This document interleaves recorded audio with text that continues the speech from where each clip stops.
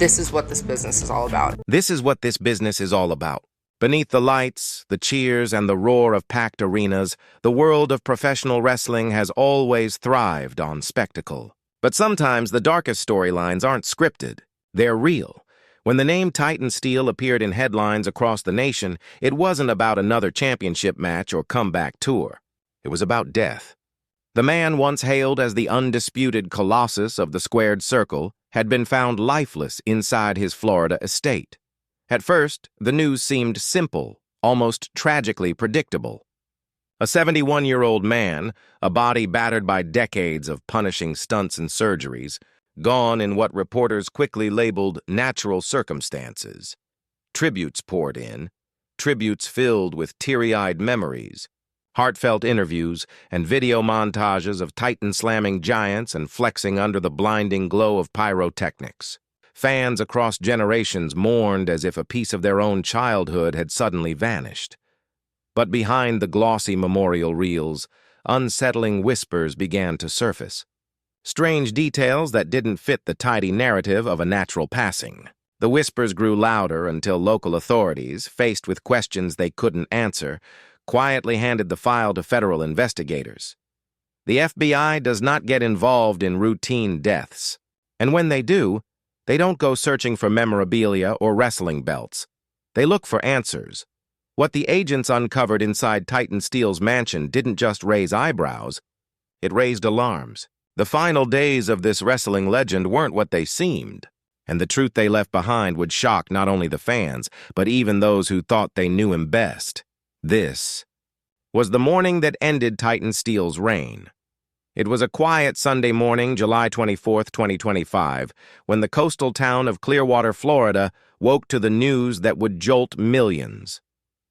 The early sun threw soft gold over the Gulf, a perfect postcard morning, while just a few miles inland, the Titan estate sat behind its iron gates, silent and still. Inside those walls lay Marcus Titan Steel, a man who had built an empire on thunderous entrances and a will of iron. At 71, he still carried himself with a presence that could fill an arena.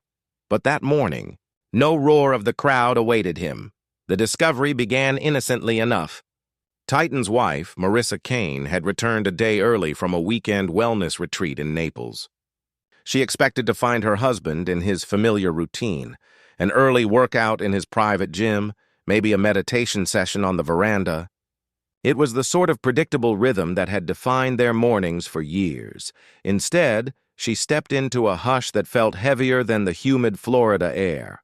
"Marcus," she called, dropping her overnight bag by the door. No answer.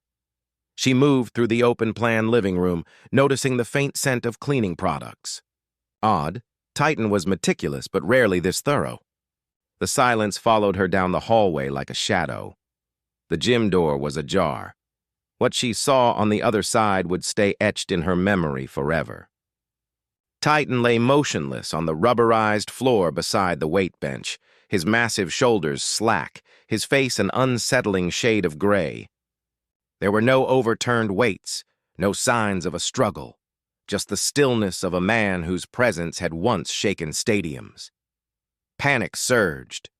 Marissa dialed 911 with trembling hands. Paramedics arrived in minutes, performing CPR with urgent precision before rushing him to Morton Plant Hospital. Doctors worked furiously, but at 11:17 a.m., Marcus Titan Steel was pronounced dead.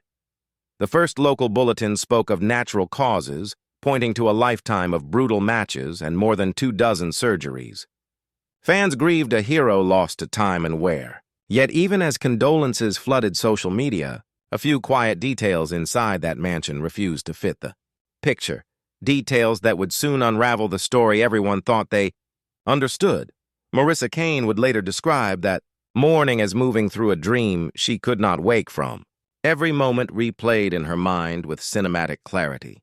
The faint creak of the side door as she entered. The coolness of the marble under her bare feet. The unnerving stillness that seemed to swallow each sound. She had arrived home an entire day ahead of schedule. The retreat she attended focused on meditation and detox, and though she loved Titan dearly, she had looked forward to surprising him with an early return. The couple shared an easy rhythm.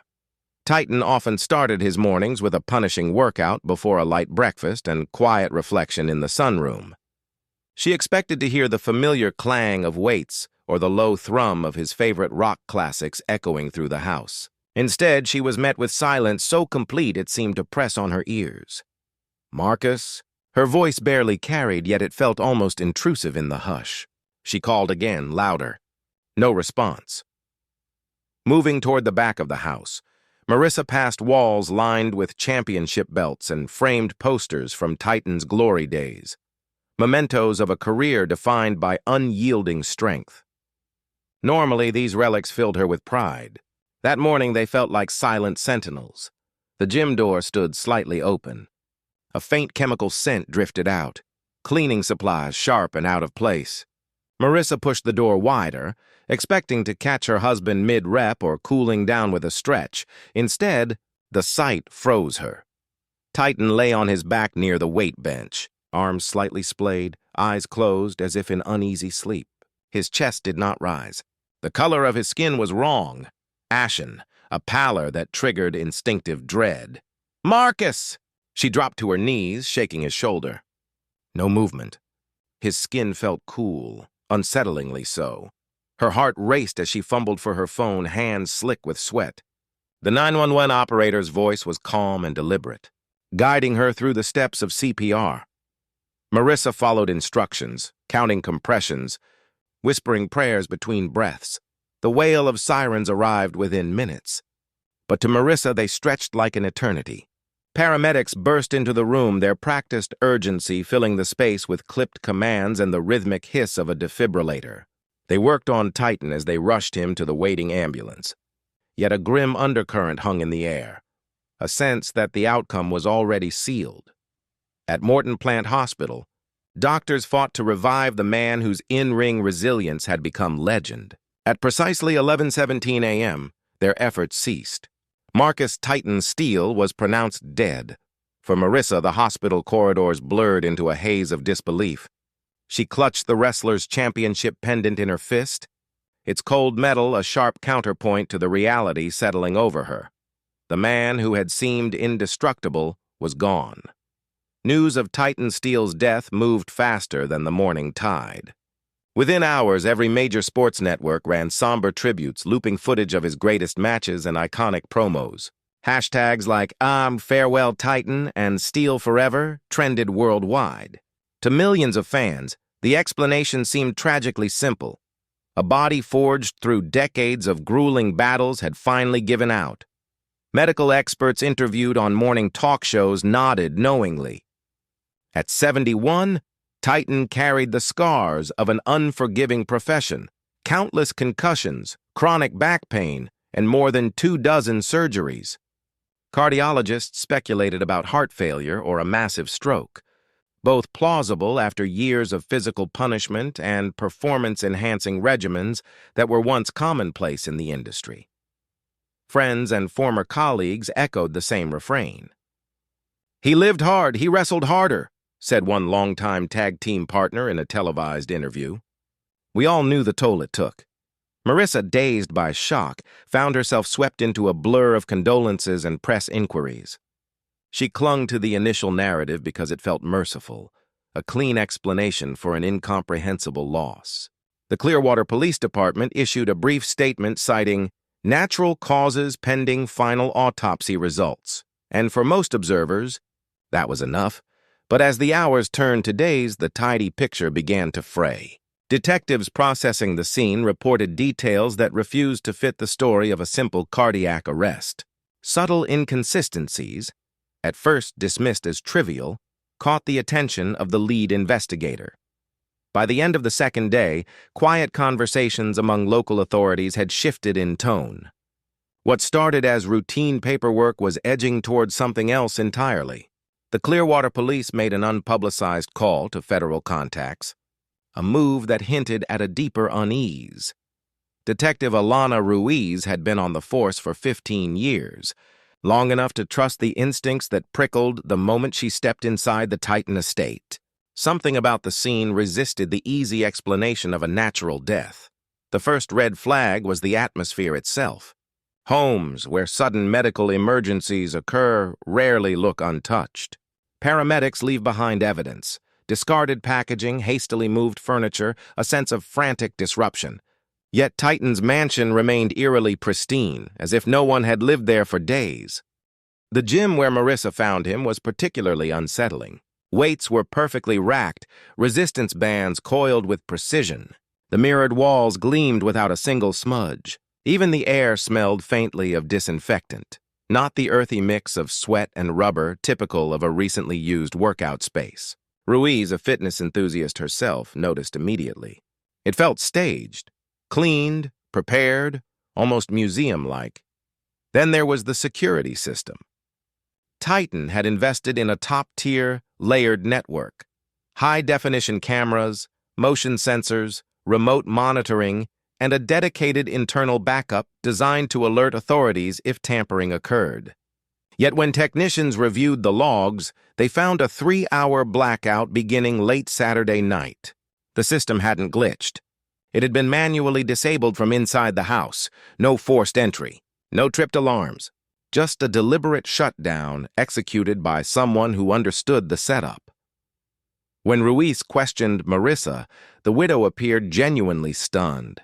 She insisted neither she nor Titan ever deactivated the system. "He was obsessive about security," she said, voice trembling. "He'd double-check the locks even if we were home all day." The autopsy added more unease. While the preliminary report supported cardiac failure, subtle anomalies, minor contusions on the upper arms, a slightly elevated level of an unfamiliar sedative in his bloodstream, refused to line up neatly. Not definitive proof of foul play, but enough to warrant caution. By Monday afternoon, the local chief made a discreet call to federal contacts. The FBI's Tampa field office responded within hours, dispatching a specialized team accustomed to high-profile cases with potential cyber or interstate implications. What should have been a straightforward case of natural death was beginning to feel like a puzzle with missing pieces, and perhaps a shadow, moving just out of sight. When the FBI's evidence response team stepped into Titan Steel's private gym, the room greeted them with a disquieting perfection. Special Agent Rena Caldwell, who had processed hundreds of crime scenes, paused at the threshold. "It's like a showroom," she murmured to her partner. Every detail reinforced the impression. Free weights aligned with military precision, resistance bands looped like new merchandise, benches spotless enough to reflect the overhead LEDs. Titan was known for discipline, yes, but also for intensity. Friends said his workouts were messy, loud, sweaty affairs, chalk dust on the mats, half-empty protein bottles on counters, towels draped over machines. This space, by contrast, could have been staged for a magazine shoot. Not a speck of dust marred the glossy black floor tiles. The faint lemony scent of disinfectant lingered, sharp and deliberate. Agents photographed every angle. They found no discarded towels, no fingerprints on the mirror surfaces, and, most troubling, no recent biometric data on the smart gym equipment. Titan's advanced machines normally logged heart rate, reps, and workout duration automatically. The last recorded session ended at precisely 7:02 p.m. Friday night, nearly 36 hours before his body was discovered. Marissa, when questioned, swore her husband never skipped a day unless traveling. "He even worked out when he was sick," she said. It was his sanctuary. The team inspected the adjoining locker area and shower.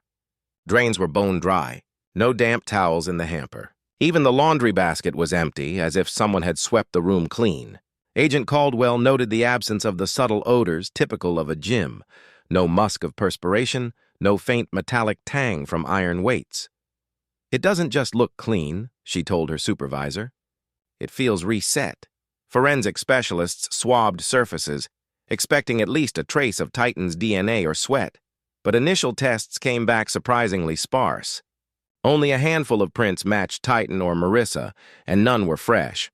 Adding to the unease was the house's internal cleaning schedule. Digital logs from the automated housekeeping system showed no activity after Friday morning. No robotic vacuum runs, no scheduled sanitation cycles. Whoever sanitized the gym had done so manually, and recently. This eerie sterility transformed the gym from a place of personal triumph into something far more ominous, a stage carefully prepared. Whether the cleaning signified a meticulous attempt to erase evidence or an unsettling coincidence, the effect was the same. The very room that should have told investigators everything about Titan Steel's final hours now whispered nothing at all. If the spotless gym unsettled investigators, the security system deepened the mystery. Titan Steel was famously protective of his privacy. Friends joked that his mansion was a fortress with a wrestling ring, and the description wasn't far off. High-definition cameras covered every angle of the property. Motion sensors lined both interior and exterior doors. 2 separate backup servers recorded all footage to off-site cloud storage. Even the gates at the end of the driveway required dual-factor authentication. Yet, when FBI cyber forensics experts examined the network, they discovered a chilling anomaly. The entire system had been manually shut down from inside the house at 11:58 p.m. Saturday night, roughly 11 hours before Marissa returned home. This wasn't a power outage or a random malfunction. It was a clean, deliberate deactivation, executed through the central control panel, located in Titan's private office. What made the discovery more unsettling was that the system's fail-safes were specifically designed to prevent such a silent shutdown. Normally, disabling the primary panel would trigger an automatic alert to the monitoring service and to Titan's phone. No such alerts existed. Someone with administrator credentials had overridden the system and wiped the corresponding log entry, an action requiring intimate knowledge of both the hardware and its encryption protocols. Marissa was adamant she hadn't touched the system and insisted Titan guarded the passcodes. "He never even shared them with our housekeeper," she told agents, visibly shaken. Marcus trusted technology more than people. Technicians also noted that the blackout extended to all redundant backups. Off-site cloud recordings stopped precisely at the same moment as the main system. Whoever disabled it had anticipated the fail-safes and methodically dismantled each layer. There were no signs of forced entry anywhere on the property. Doors and windows were locked from the inside. No broken latches, no scuffed frames. Even the garden's motion detectors, which triggered outdoor floodlights at the slightest movement, showed no activity after Friday evening. To the investigative team, the implications were stark. Either Titan himself shut everything down, an act completely out of character for a man, obsessed with surveillance, or someone with both access and deep technical expertise had entered the mansion. Special Agent Caldwell summarized the unease in her report. This was not an opportunistic burglary or a careless intruder. The individual responsible knew this system intimately and took deliberate steps to erase their presence. What remained unanswered was the larger question, why? If someone had breached Titan Steel's impenetrable security, why leave behind no obvious theft, no ransom note, no sign of confrontation? The shutdown didn't merely obscure the final hours of the wrestling legend. It seemed to taunt investigators with its precision, an invisible signature left in silence. By Tuesday morning, the Titan estate resembled a command center. Unmarked vans lined the driveway, while agents in discreet jackets moved in a precise rhythm, hauling cases of forensic equipment and portable servers. What began as a routine death investigation had transformed into a high-stakes federal inquiry. The FBI's cybercrime division spearheaded the digital sweep. Their first target, Titan's smart home ecosystem, a maze of interconnected devices ranging from biometric locks to voice-activated lighting. Every motion sensor ping, every thermostat adjustment, every voice command was preserved in encrypted logs. Specialists extracted 72 hours of data, hoping for a breadcrumb trail. Patterns quickly emerged. Titan's usual late-night habits, streaming vintage wrestling matches in the den, checking security feeds on his tablet, ceased abruptly at 10:41 p.m. Friday. From that point onward, the system showed almost no activity. No fridge door openings, no hallway motion, no phone commands. It was as if the house itself had fallen asleep. Meanwhile, digital forensics combed Titan's cloud accounts, recovering encrypted texts and deleted emails. A few mundane exchanges with business partners surfaced, but nothing approaching a threat. Investigators scrutinized Titan's financial records for irregular transfers or hidden debts. Everything appeared clean. Forensic pathologists performed a more detailed toxicology screen. The sedative detected earlier proved to be a rare compound, legal, but typically administered only in medical settings for short-term anesthesia. No prescription matched it. The amount in Titan's bloodstream was small, not enough to kill, but enough to render someone drowsy or unconscious. Agents interviewed neighbors and staff. No one reported strange vehicles or late-night disturbances. Surveillance from surrounding streets offered only routine traffic and a few nocturnal joggers. Frustration grew. The gym remained sterile. The security system offered no visual record, and digital forensics unearthed only silence. Every layer of evidence felt scrubbed, leaving behind a void that hinted at meticulous planning. Special Agent Caldwell summarized it in her nightly briefing. "We're not just missing a suspect, we're missing time. Whole chunks of Titan's final hours have been erased, and someone wanted it that way." The investigation finally found a spark of direction in the most unexpected place. Titan steals personal phone records. Buried among routine calls, agents, sponsors, old wrestling buddies, was a single, unmarked incoming number at 10:59 p.m. Wednesday, 3 nights before Titan's death. The call lasted 53 seconds. Marissa remembered it vividly. She and Titan had been sharing a late-night cup of chamomile tea in the sunroom, a quiet ritual after his evening workout. When the phone buzzed, Titan glanced at the screen, and a shadow flickered across his expression. He answered without a word, pressing the phone to his ear. Marissa recalled hearing nothing on the other end. No raised voice, no obvious threat. Titan simply listened. After nearly a minute, he uttered a single word. She couldn't remember exactly, maybe understood or okay, and ended the call. He looked different, Marissa told investigators later, like someone had reached through the line and pulled something out of him. I'd never seen fear in his eyes until that moment. From that night on, Titan seemed distracted. He skipped his customary late workouts, spent hours pacing his office, and checked the security monitors obsessively. Twice, he started to say something to Marissa, then stopped, shaking his head as if the words were too heavy. Tracing the origin of the call became a priority. But the number led investigators into a labyrinth. The signal had bounced through multiple foreign servers, Estonia, Singapore, Argentina, before routing to a satellite network. Each hop masked the previous one. Creating a digital maze even the FBI's cyber unit struggled to navigate. Special Agent Caldwell likened it to chasing smoke through a hall of mirrors. Every layer peeled away revealed another proxy. Another encrypted relay. Experts speculated it could have been generated by sophisticated anonymizing software, more often used by state actors or elite hackers than by garden variety criminals. The content of the call remained elusive. Titan's phone recorded no audio, and the service provider confirmed that the line had been encrypted end to end. There was no voicemail, no text follow-up. Nothing but a cold data stamp, and the unsettled memory etched in Marissa's mind. What could someone have said in 53 seconds to rattle a man who once stared down roaring stadiums without blinking? Investigators floated theories ranging from blackmail to a buried feud from Titan's wrestling heyday, but without a traceable source. The call hung over the case like a dark cloud, ominous, unyielding, and maddeningly silent. By the third week of the investigation, Titan Steele's death had shifted from a private tragedy to a national enigma. News vans camped outside the Clearwater estate, reporters speculating on everything from organized crime to secret wrestling rivalries. Yet for all the noise, the official case file remained, a study in silence. The autopsy could not pinpoint a conclusive cause beyond.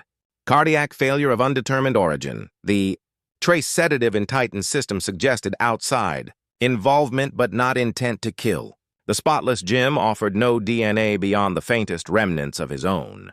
The security system blackout remained an elegant ghost story of manual overrides and erased logs, and the cryptic phone call defied every attempt at decryption or tracing. Inside the FBI's Tampa field office, agents pored over every shred of evidence, retesting samples, re-examining digital packets, replaying Marissa's statements for nuances of tone. Each lead ended the same way: nowhere. Special Agent Rena Caldwell delivered her final internal briefing with a mix of respect and frustration.